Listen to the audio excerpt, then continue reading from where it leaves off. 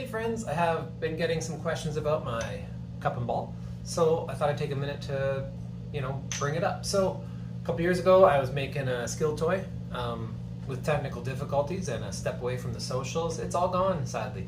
But I designed, made, and sold a skill toy of my own, and it was the cup and ball. I called it Craters. Why Craters? Well, I liked the idea of something more that had a way to draw art and whatnot around it, not just the modern cup and ball. So anyway, yeah, cup and ball has been around for a long time. What makes mine different was that it had a higher ceiling, was the thought. I set out to make a skill toy that had some history, had some ability to be a fidget, pocket friendly, and given to all ranges of skills and interests. So while that can help, grandpa with his dexterity and a 2-year-old take daddy's toy and have fun with it. 2 might be a little young, maybe 4. Anyway, but then also you could get into the higher challenge yourself type tricks, where I call them kind of trick shots.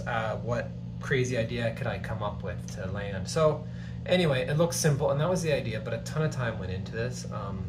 This is a earlier version. Basically, this ball had to be this weight and density. This cup, the wood and the shape was very specific, and the string length. I put a lot of time into the string length because originally I didn't want it to be able to be removed.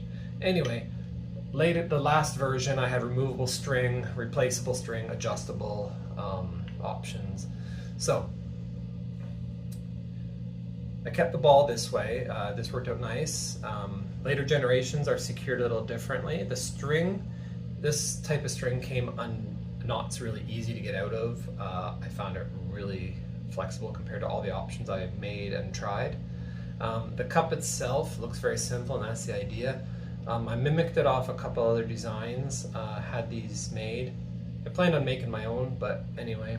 The idea here is when you toss it up, you could feel this ridge to know which way to face the cup, because like I said, some of the tricks I wanted to get into some more wild landings. So I wanted to be able to tell in the air which way to turn, and then also have the ability to manipulate it. Okay, so yeah, and why not wood and wood to keep it more natural? Well, I actually found that made it too bouncy. I tried different materials, Delrin, among others. I tried different cups with rims, all sorts of ideas.